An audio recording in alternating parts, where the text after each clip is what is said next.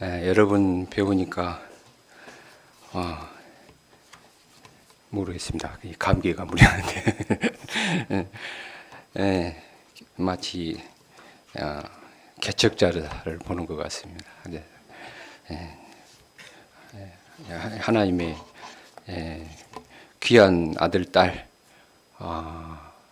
제가 지난번 말씀 전할 때는 제가 갑자기 나도 모르게 눈물이 나와서 오늘은 또 같은 말씀 또 전하니까 좀 안 나을 것이라고 생각은 했는데 오늘은 시작도 하기 전에 눈물이 나서 찬송 들으는데 너무 눈물이 나서 혼났습니다. 하나님이 우리 개척자로 계시는 여러분들을 너무 사랑하시는 것을 제가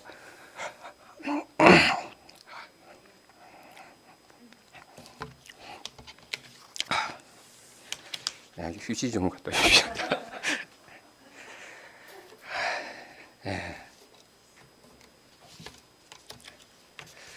제가 예배를 산부에서 드리면서도 드리기 전에 울었던 적이 아마 초에 UF 처음 와서 은혜 받고 그때 이후로 처음인 것 같아요.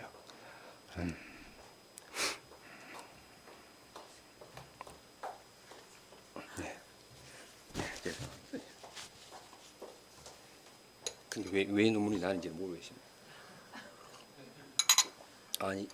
그냥 제가 생각하기는 여러분들 보시는 하나님의 눈이 굉장히 애틋함을 제가 느끼는 것 같아요.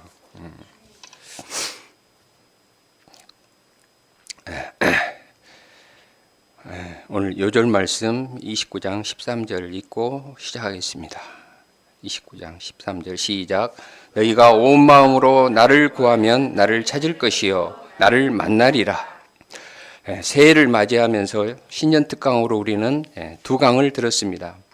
예수님의 십자가 구속의 은혜로 하나님과 화목하게 되어 성령으로 하나 되게 하신 것을 힘써 지키라는 것과 삶의 우선순위를 먼저 하나님의 나라와 그의 의를 구하는 삶에 두어 백향목이 없더라도 할 수 있는 작은 신심을 들여 예수 그리스도를 머리로 하는 영적 성전의 건축에 힘쓰는 공동체를 계속해서 이루어가라는 말씀을 들었습니다.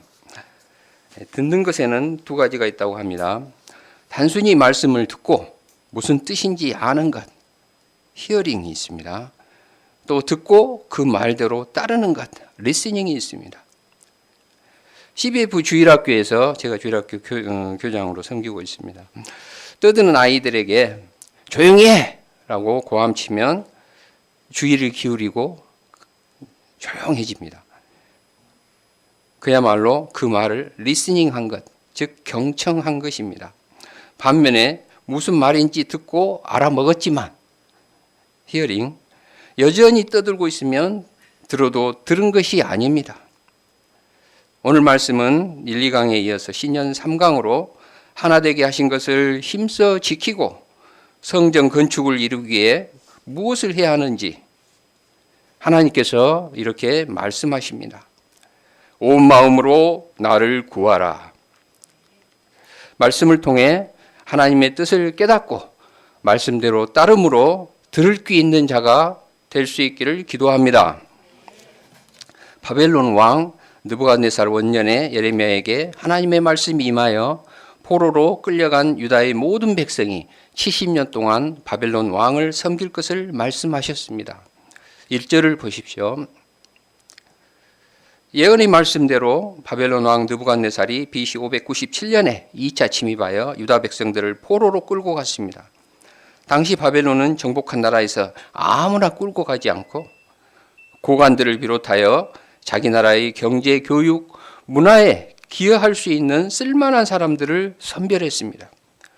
이제 예루살렘에는 쓸만한 사람이 남아있지 않다는 말이 됩니다. 사람들은 예레미야가 70년의 유배 생활을 예언할 때 도저히 납득이 되지 않았지만 납득이 되는 메시지를 전하는 선지자들이 있었습니다. 이들은 여호와의 이름으로 바벨론 왕의 멍에를 꺾고 빼앗아간 여호와의 성전 모든 기구도 2년 안에 다시 이곳으로 되돌려오리라 하고 사람들 입맛에 맞는 예언을 하였습니다. 그런데 이들은 안타깝게도 하나냐를 비롯한 거짓 선지자들이었습니다.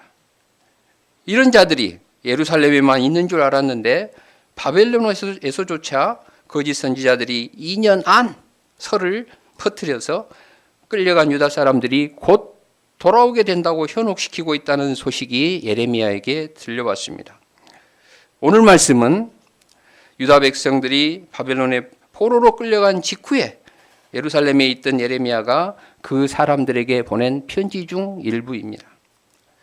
당시 대부분의 사람들은 바벨론 왕 느부갓네살이 유다 백성을 포로로 끌고 갔다고 생각하였고, 하나님이 살아계신다면 어떻게 성전이 불타고 1500km나 떨어진 이방 땅으로 끌려오는 일이 있을 수 있을까? 어찌 이런 일이 하며 도저히 이해할 수 없었을 것이고, 하나님도 무심하시지 하며 탄식하였을 것입니다. 고향에서 멀어지면서 멀리 끌려오는 동안 평안도, 장래에 대한 꿈도 점점 쓰러지고, 바벨론에 끌려온 사람들에게 그래도 남아있는 소망이 있다면 고달픈 타향살이를 끝내고 빨리 고국으로 돌아가는 것이었습니다. 그렇기 때문에 바벨론에 대한 적개심과 분노로 어떻게든 저항운동을 하며 그곳에서 벗어날 길을 모색하기도 하였을 것입니다. 그런데 시절이 혼란스럽고 어수선하면 가짜뉴스가 세력을 얻듯이 바벨론에도 유다와 마찬가지로 거짓 사상들이 만연해 있었습니다. 거짓 선지자들의 특징은 사람들이 듣기 좋아하는 말만 한다는 것입니다. 그리고 감언이설이 먹혀서 일단 사로잡히면 그때 본색을 드러내어 사욕을 채우는 것입니다. 거짓 선지자들은 사람들이 현재 무슨 말을 듣고 싶어 하는지 잘 알고 있었습니다. 그래서 머지않아 곧 바벨론의 멍에가 부서져 고국에 돌아가게 될 것이라는 헛된 희망의 메시지를 하나님께서 말씀하신 것처럼 전함으로 사람들로부터 인기를 얻고 인정받고자 한 것입니다. 이로 인해서 포로로 끌려간 사람들은 바벨론에 정착하려는 생각을 접고 다시 예루살렘에 돌아갈 생각에 들떠있기만 하였습니다. 얼마나 거짓 선지자들이 기승을 부렸는지 하나님께서도 언급하십니다. 8절 9절을 보십시오.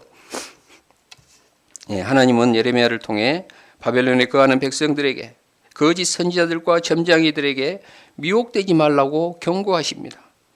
비록 그들은 여호와의 이름으로 예언을 하고 환상을 말하기도 하지만 이에 대해서 하나님은 내가 그들을 보내지 않았다라고 분명히 말씀하시고 모두 거짓이니 믿지 말라고 하십니다. 그리고 놀랍게도 예레미야는 본문 4절과 7절에서 이들을 포로로 끌고 간 것은 느부갓네살이 아니라 하나님께서 포로로 사로잡혀 가게 했다고 말씀하십니다. 본문에 여호와께서 말씀하셨다는 것이 15번이나 기록되었다는 것은 하나님께서 하셨고 바벨론도 하나님의 손 아래 있다는 것이고 회복도 하나님의 주권 아래 있다는 것을 거듭 말씀해 주고 계신 것입니다. 포로가 된 유다 백성들은 여호와 하나님이 자신들을 바벨론에서 포로 생활을 하게 했다는 것을 깨닫는 것이 매우 중요합니다. 이를 깨달을 때 왜 자신들이 바벨론에서 포로 생활을 하게 되었으며 어떻게 해야 회복될 수 있는가? 하나님으로부터 해결책을 생각해 보게 되기 때문입니다.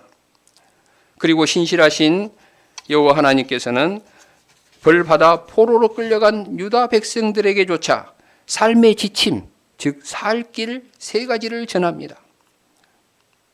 우리가 살고 있는 세상도 어떤 면에서는 영적 바벨론이 호시탐탐 노리는 유혹과 고난의 유배지일 수도 있습니다. 신라권 후 천국으로 가고 싶지만 아담의 범죄로 척박한 현실에 태어난 우리는 어떻게 살아야 할까를 이 3가지 지침이 또한 말해주고 있다고도 볼 수 있을 것 같습니다. 첫째는 바벨론을 삶의 터전으로 삼으라는 것입니다. 본국으로 돌아갈 것을 학수고대하고 있던 백성들에게 하나님은 바벨론에 집을 짓고 정착하여 텃밭을 만들고 그 열매를 먹으라고 하십니다. 유다 백성들이 바벨론의 포로로 끌려온 것은 그들의 죄악에 대한 하나님의 징계이며, 그들에 대한 징계는 10절에 보면 70년간 계속될 것이기 때문에 그곳에 뿌리를 내리고 살아야 한다는 것입니다. 그러므로 당장 고국에 돌아가게 될 것이라는 헛된 생각을 품지 말고 하나님의 뜻을 알고 바벨론에 정착하여 생존해 나가는 것입니다. 전도서 9장 4절을 새 번역으로 보면 살아있는 사람에게는 누구나 희망이 있다. 비록 개라고 하더라도 살아있으면 죽은 사자보다 낫다고 말씀합니다. 어떤 어려움에 처하더라도 우선 살아있는 것이 중요합니다. 살아내는 자에게 희망이 있습니다. 바벨론이 아무리 강해도 온 세상을 통치하는 주권자는 오직 하나님이시기에 그분의 구원을 소망하면서 잠잠히 참아 기다리며 살아내라는 것입니다. 물론 유다 백성들이 이런 하나님의 뜻을 받아들이기는 쉽지 않을 것입니다.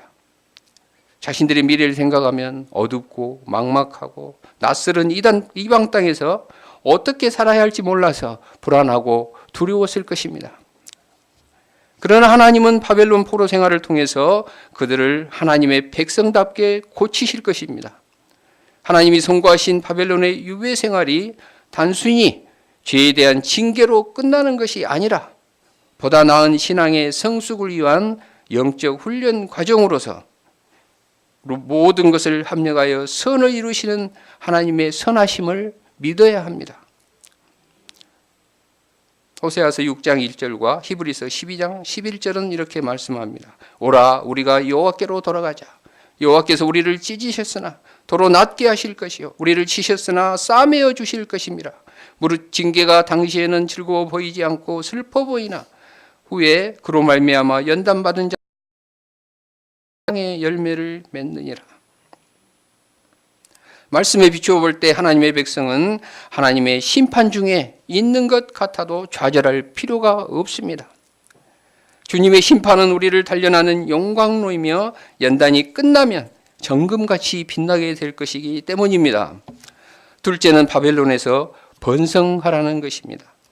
바벨론에서 결혼해서 자식을 낳고 그 자식들이 성장하여 결혼하여 자식을 낳게 하라는 것입니다. 생육하고 번성하여 땅에 충만한 것이 미래를 준비하는 일이 됩니다. 옛적에 하나님이 야곱 일행을 애굽으로 보내 생육이 번성하여 큰 민족을 이룬 후에 약속의 땅으로 돌아온 것처럼 이번에도 큰 민족을 이루기 위해서 바벨론으로 보내신 것입니다. 진노 중에라도 자비와 긍휼을 잊지 않으시는 여호와 하나님께서는 고난 중에라도 희망을 노래하게 하십니다. 포로 후 바벨론에서까지도 하나님께서는 선지자들 다니엘, 오바댜, 요엘, 학개, 스가랴, 에스라, 느헤미야, 말라기를 통해서 이스라엘을 다시 회복시키겠다는 것을 예언하게 하신 것을 보아 알 수 있습니다. 실제로 바벨론에서 태어나서 성장한 유다 백성들이 거기서 익힌 선진 문물을 바탕으로 70년 후에 이스라엘을 재건하는 주역들이 됩니다. 여기에 견주어 적용할 수 있을지 모르겠지만 무등을 보며라는 서정주님의 한 구절 19절이 생각납니다. 여기 무등산입니다. 가나니아 한낮 남루에 지나지 않는다로 시작해서 중약 어느 가시덤불 쑥구렁에 놓일지라도 우리는 늘 옥돌같이 호젓이 묻혔다고 생각할 일이요 청태라도 자욱이 낄 일인 것이다. 이 시가 본질적 가치에 대한 긍지와 신념을 노래했다고 볼 때 어느 곳에 놓이든지 하나님의 백성으로서의 정체성을 옥돌처럼 지키는 것뿐 아니라 푸른 이끼도 함께하며 만고풍상의 세월을 품은 여유있고 멋스러운 모습으로 살아가라는 뜻이 엿보이는 것 같습니다. 셋째는 바벨론의 평안을 위해서 기도하라는 것입니다. 7절에는 평안이라는 단어가 3번이나 나옵니다. 이 말씀은 특히 유다 백성들에게는 순종하기 힘든 방향입니다. 자기 민족을 멸망시키고 자신들을 포로로 잡아서 끌고 온 원수들의 평안을 위해서 기도하라는 것을 어떻게 받아들일 수 있겠습니까?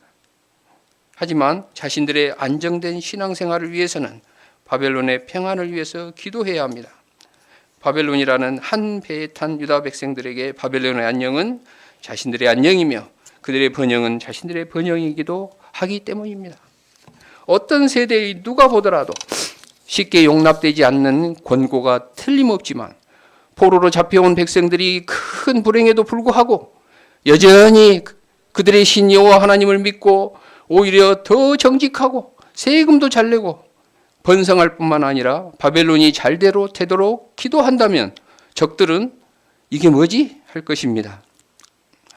포로로 잡혀온 이들의 상식으로 이해할 수 없는 그 행동은 큰 반향을 일으키고 포로 공동체는 자신들의 평안과 성결을 지키는 것은 물론 원수인 바벨론의 영혼들을 변화시켜 그들이 하나님을 높이게 되고 하나님께서 영광 받으실 것입니다.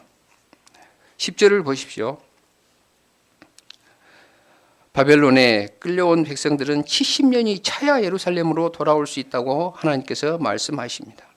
인생의 연한은 70이요 강건하면 80이라는 성경 말씀을 통해 보면 이 70년의 유배 기간은 꼭 인생을 마치고 천국에 가기까지의 기간을 말씀하는 것 같기도 합니다.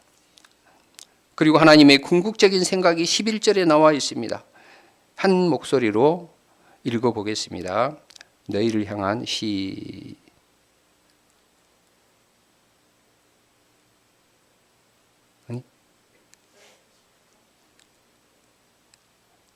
너희를 향한 나의 생각은 내가 아나니.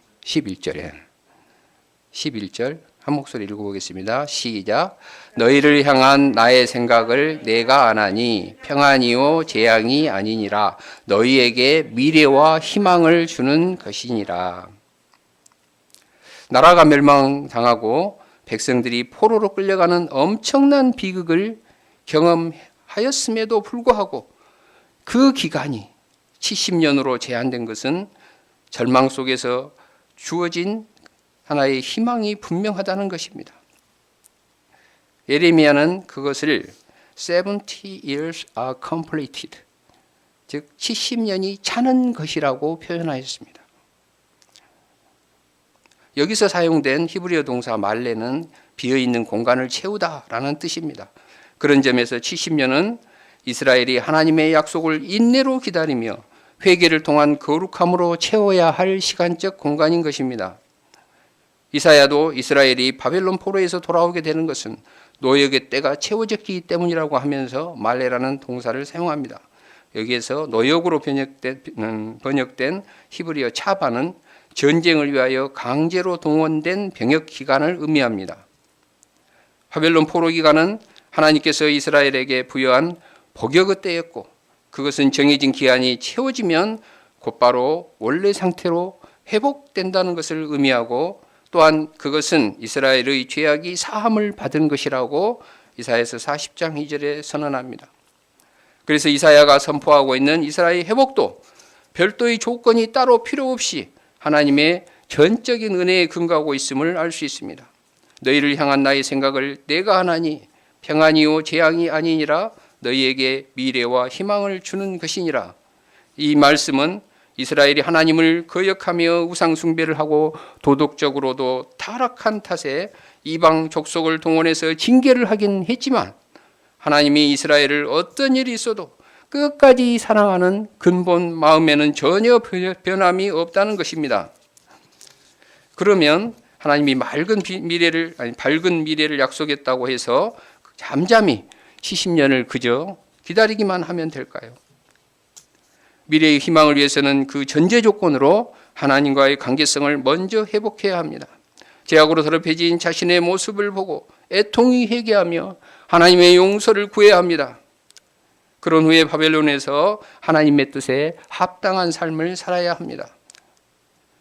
바벨론에 끌려온 백성들이 하나님과의 관계 회복을 위해 해야 할 일을 하나님께서 가르쳐주고 계십니다. 예레미야 29장 12, 13절을 다시 한번 읽어보겠습니다. 시작. 너희가 내게 부르짖으며 내게 와서 기도하면 내가 너희들의 기도를 들을 것이요 너희가 온 마음으로 나를 구하면 나를 찾을 것이요 나를 만나리라. 이 말씀은 잘못해서 매를 맞고 있는 자녀에게 매를 덜 맞고 용서받는 비결을 애타게 대놓고 가르쳐주고 있는 것 같은 부모의 마음이 떠오릅니다. 얼른 매를 그치고 싶은 부모는 얼른 잘못했다고 해! 라고 가르쳐주면서 때립니다. 잘못했을 때 매를 덜 맞으면서도 부모와의 관계성이 얼른 회복되는 비결은 잘못했어요, 용서해 주세요 하며 매를 때리는 부모의 품에 뛰어들어 안기는 것입니다. 매 들기도 전에 그렇게 하면 진정성이 의심받을 수도 있으니 몇 대 맞아서 부모님 화를 좀 풀어드린 후에, 즉 어느 정도 대가를 치른 후에 행하는 것이 좋을 것 같습니다. 매 맞는 것만 생각하는 자녀는 자리를 피해 도망하거나 어떤 아이는 끝까지 고집부리고 부모와 기싸움하며 용서해달라는 말을 안 씁니다. 심지어는 커서 복수하겠다는 악한 본성을 마음속으로 때로는 신음소리조차 참아내며 드러내기까지 합니다. 제가 그래봐서 잘 압니다. 부르짖으라, 와서 기도하라, 온 마음으로 구하라. 그래야만 하나님을 찾을 것이요 만나리라는 것입니다. 성경에서 온 마음, 즉 전심으로 하나님을 찾는 간구에 가장 본이 되는 것은 무엇보다 예수님의 겟세마네 동산의 기도일 것입니다. 이 기도에서 전심으로 하나님을 찾는다는 의미를 크게 세 가지로 요약해 볼 수 있을 것 같습니다. 첫째, 갈급함, 다른 말로 절실함입니다. 하나님 아버지로부터 외면당해야 하는 십자가의 극심한 고통에 직면하여 3번이나 같은 내용으로 기도해야 했던 그 절박함 속에서 땀방울이 핏방울이 될 정도로 하나님을 온 마음으로 구하는 갈급함이 잘 나타나 있습니다.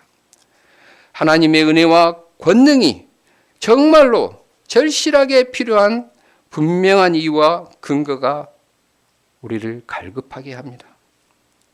바벨론 포로가 된 유대민족에겐 그곳에서 해방되는 것만큼 절실한 기도 제목은 없었을 것입니다. 귀신 들린 아이를 둔 아비도, 소로보니게 여인도 자기 가진 것 전부 아니 자기 생명과 바꾸더라도 자식을 살리고 싶은 간절함이 있었을 것입니다. 절실함이란 다른 말로 나는 무능하고 무지합니다. 오직 하나님만이 이 문제를 해결할 수 있는 유일한 분이십니다. 주님의 도움이 없이는 살아도 사는 것이 아닙니다. 라고 하는 고백입니다. 이렇게 온 마음으로 고백할 수 있는 사람은 고난 중에 있거나 하나님께서 누구보다 가까이 있는 사람입니다. 응답받지 않아도 조금 나빠지기는 해도 사망까지는 아니라고 여긴다면 아무래도 전심으로 주님을 찾지도 않을 것입니다. 나아가 한두 가지 절대절명의 문제가 아니라 여러 요구 조건을 동시에 갖고 있다면 필연적으로 문제의 심각성, 시급성, 중요성 등의 차별이 생길 것이고 스스로 그 문제들의 중요도에 순서나 점수를 정해버리기라도 한다면 하나님의 주권을 침해하는 것이며 하나님은 여러 가능성 중에 하나로 여겨지니 전심으로 구하지 못할 것입니다. 둘째, 전심으로 하나님을 구하려면 순전한 믿음이 있어야 합니다. 여기서 순전한 믿음이란 하나님 앞에서 거짓을 아뢰는 것은 감히 생각할 수도 없으니 진실해야 함은 당연하고 의심, 잡생각, 다른 대체 방안, 또 다른 우상을 겸해 섬기는 것 등이 전혀 없는 것입니다. 여호와를 힘써 알아 하나님의 뜻과 하나됨이 없이는 순전한 믿음이 될 수 없습니다. 예수님은 아버지와 아들이라는 온전한 사랑의 관계에서 성부 하나님을 알고 온전히 신뢰하였습니다. 바벨론 포로 시절의 거짓 교사들도 이스라엘의 해방이라는 갈급함은 있었습니다. 그러나 여호와 하나님의 뜻과는 달랐기에 순전함을 상실했습니다. 셋째는 순종함입니다. 믿음은 예수님의 말씀을 들으면서 난다고 하였으니 어쩌면 이 순전한 믿음, pure faith는 말씀을 듣고 순종함, 즉 경청에서 온다고 할 수 있을 것 같습니다. 예수님은 이 잔이 내게서 지나갈 수 없거든 아버지 원대로 되기를 원하나이다 라고 기도하셨습니다. 자신이 간구한 대로가 아닌 다른 응답이 있더라도 전적으로 순종하겠다는 그 마음 자세입니다. 결국 예수님께서는 자기를 부인하고 하나님의 뜻을 온전히 구했기에 끝까지 순종하셔서 십자가를 지셨고 죽어서도 하나님이 다시 살아나라고 하신 것까지 순종하셨습니다. 유대인들이 지금도 다시 가장 소중하게 여기는 성경 구절 쉐마에 들으라는 뜻도 순종하라는 뜻이라고 합니다. 쉐마의 뜻은 그래서 마음과 성품과 힘을 다해 하나님을 사랑하는 것뿐 아니라 그분의 말씀에 순종하는 것도 포함된다고 합니다. 그분의 말씀에 순종하지 않고 사랑한다고 말하는 것은 울리는 꽹과리일 뿐입니다. 본문의 말씀을 순종하여 실천한 사람은 다니엘입니다. 다니엘은 BC 605년 당시 강대국이었던 바벨론 왕 느부갓네살이 유대 나라를 1차 침공했을 당시 포로로 끌려간 사람들 중에 한 사람이었습니다. 그때 그의 나이 15세였습니다. 포로로 잡혀와 바벨론과 바사의 왕들을 섬겼던 다니엘은 예루살렘의 황폐함이 70년 만에 그치리라 예언한 예레미야의 글을 읽고 금식하며 베옷을 입고 부르짖어 기도하였고 이스라엘의 죄를 용서해 주시도록 간구했습니다. 전심으로 하나님을 찾았습니다. 이런 다니엘과 같은 기도가 있었기에 유다 백성들이 70년 만에 돌아올 수 있었을 것입니다. 느헤미야도 예루살렘 성이 허물어지고 성문들이 불탔다는 말을 듣고 울며 슬퍼하며 하나님 앞에 금식하고 기도했을 때 헌신적이고 충성된 일꾼으로 허물어진 성벽을 다시 세우는 데 쓰임 받았습니다. 바벨론에서 살아남은 백성들은 에스겔 선지자를 통해 선포되는 회개와 소망의 메시지를 들었고 이 외에도 율법에 정통한 에스라와 같이 하나님의 말씀을 깊이 이해하고 해석하고 가르치는 성경 선생님들이 세워졌으며 결국 포로 공동체를 형성한 바벨론은 재앙의 땅이 아니라 다음 세대를 위한 하나님의 사람을 길러내는 평안과 번영의 모판이었습니다. 하나님께서는 14절에 말씀하신 바를 그대로 이루셨습니다. 그리고 15절에서 23절까지는 예루살렘에 남아있는 자들과 거짓 선지자들에 대한 처참한 심판의 내용이 선포되어 있습니다. 이를 볼 때 바벨론으로의 유배는 하나님의 싸매시는 손길이었음을 알 수 있습니다. 말씀을 통해 갈급함, 순전함, 그리고 순종함으로 하나님을 온 마음으로 구한 적이 있는가 돌아보게 됩니다. 저는 교회에서 일호 신자로 신앙생활하면서 죄짐을 지고 신음하다가 95년 UBF에서 말씀 공부를 통해 은혜를 받았습니다. 그래서 95년 그때 기초 강의 2강인가 아마 했을 것 같은데요. 그래서 95년 헐몬산 가을 수양회를 초청받았을 때 하나님만이 나를 새롭게 할 수 있다는 믿음과 새롭게 될 절실한 기대와 소망을 안고 순종하는 마음으로 선뜻 참석하고자 했습니다. 헐몬산에 오르기 전날 나를 인도한 목자님은 하나님 만날 준비 기도를 해야 한다며 1시간 있다가 나오라며 당시 지하의 좁은 기도실로 밀어 넣었습니다. 1분도 안 되어 기도할 내용이 없어서 그냥 찬송가를 읽으면서 1시간을 버티면서 나보다 거의 10년 가까이 한참 어렸던 그 목자님 말에 순종하였습니다. 하나님께서는 수양의 마지막 날 죄사함의 은혜를 깨닫게 하셨고 하나님의 살아계심을 알게 하시고 말씀처럼 만나주셨습니다. 그리고 요한계시록 3장 19절 물은 내가 사랑하는 자를 책망하여 징계하노니 그러므로 내가 열심을 내라 회개하라 말씀을 주셨습니다. 이 말씀을 붙들고 나름대로 열심을 냈습니다. 4학년 때 왔었는데 당시 국가고시에 떨어졌으면서도 의예과 후배들이 있는 교실에 가서 주책스럽게 주가 책임져 주신다입니다. 주책스럽게 복음을 전했습니다.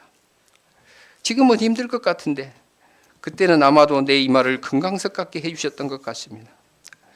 하나님께서 깨끗하게 해주신 것을 더럽히지 않고자 결심하고 철저한 미디어 금식을 하였습니다. 그리고 5분도 기도해 본 적이 없었는데 기도 제목을 잡으며 기도하는 훈련을 하고 1시간 이상 새벽 기도와 일용할 양식 써먹기를 시작하였고 모든 교회 행사에 모이기를 힘썼습니다. 하나님의 축복으로 결혼도 하고 2 자녀와 제자 형성의 열매도 주셨습니다. 하나님께서는 기도할 때마다 신실하게 응답하여 주셨고 마치 내가 여기 있다 하고 손 흔들어 보이시는 것 같았습니다. 그러나 인턴 레지던트 생활을 하면서 살만하니 간절함이 줄고 무엇보다 사람들의 인정과 칭찬을 구하는 세상 우상이 들어와 순전함이 타격을 입었습니다. 전문의 시험에 자꾸 떨어지면서 하나님께서는 오직 하나님과의 관계성이 회복되면 통과할 수 있다는 마음을 주셨고, 금식하며 하나님의 긍휼을 구할 때 모든 문제를 일사천리로 해결해 주셨습니다. 개업 후 어느 날 2개월이 같이 지난 재성 목사님 막내 아들, 지금 키르기스탄에 가 계시죠. 막내 아들 영광이가 낮에 기관지염으로 진료를 받았습니다. 그런데 새벽 1시에 전화가 와서 집에 가보니 살에 들렸는지 질식하여 최소한 1시간 이상 경기를 한 것 같았습니다. 조대병원 응급실로 데려가 진정제를 맞고 경기는 그쳤지만 곧 호흡도 그쳐서 온몸이 시퍼렇게 변하며 내 눈앞에서 죽어가고 있었습니다. 안 돼요, 하나님. 총각을 다투느라 기도는 더욱 단순해지고 오직 하나님만이 하실 수 있습니다 하고 순전함과 갈급함으로 똥줄 타는 마음으로 기도할 때 기적적으로 숨을 쉬었고 상식을 초월하여 후유증 없이 회복되는 기적을 체험하기도 하였습니다. 평소에는 새벽 기도해도 별 티가 안 나지만 이런 때를 위하여 그동안 새벽 기도하게 하셨는가 보다 하는 생각이 들었습니다. 지금도 꾸준한 새벽 기도로 겨우 하나님과의 관계성의 모양을 유지하고 있지만 그럼에도 불구하고 소유가 늘어나니 마음을 빼앗기고 십자가 고난보다 한눈 팔게 하는 세상 쾌락들을 누리고 싶은 마음으로 인해 여전히 간절함과 순전함을 지키기가 어렵고 또 되는 일이 많아졌음을 느끼게 됩니다. 제가 이를 깊이 회개하고 인생의 위기와 고난의 때에 당연히 하나님의 구원을 소망하며 전심으로 찾아야 하지만 평소에도 간절함과 순전함을 지키고 온 마음으로 하나님의 영광을 위하여 순종하며 주님과 교제하고 동행하기를 힘써야겠습니다. 결론입니다. 오늘날 복음 역사가 힘들어지면서 우리 마음에 평안을 잃어버릴 때가 많습니다. 여러 가지 염려, 근심, 걱정이 찾아옵니다. 복음 역사를 다시 일으켜 보려고 애를 써보지만 여전히 답보 상태에 머물러서 힘만 빠지기 쉽습니다. 그럴 때 역사에 대한 회의감이 몰려오고 열정이 식어가기도 합니다. 이리저리 따지다 보면 많은 문제들이 산적해 있지만 이런 시기에 우리가 어떤 방향을 잡고 나아가야 할까요? 우리는 문제가 생기면 그 문제 해결에만 급급할 때가 많습니다. 전심으로 하나님을 찾고 만나는 것이 가장 빠른 문제 해결의 지름길이라는 것을 종종 잊어버립니다. 여호와 하나님께서 진정으로 우리 각자에게 바라시는 것은 여호와 하나님을 전심으로 찾고 여호와 하나님을 만남으로써 하나님과의 올바른 관계성이 이루어지는 것입니다. 그 결과로 인생의 어려운 문제들이 하나씩 해결되는 은혜와 평강을 체험할 수 있습니다. 우리는 척박하고 힘든 유배지를 삶의 터전으로 삼아 싸매실 하나님의 때를 기다리며 인내하고 믿음으로 견뎌내야 합니다. 하나님을 전심으로 구하고 찾고 만날 때 새 힘을 얻게 되고 캠퍼스에서 직장에서 영적 자녀들이 번성하는 그리스도의 계절을 맞이하게 될 것입니다. 요절 말씀 29장 13절 읽고 기도하고 마치겠습니다. 시작. 너희가 온 마음으로 나를 구하면 나를 찾을 것이요 나를 만나리라.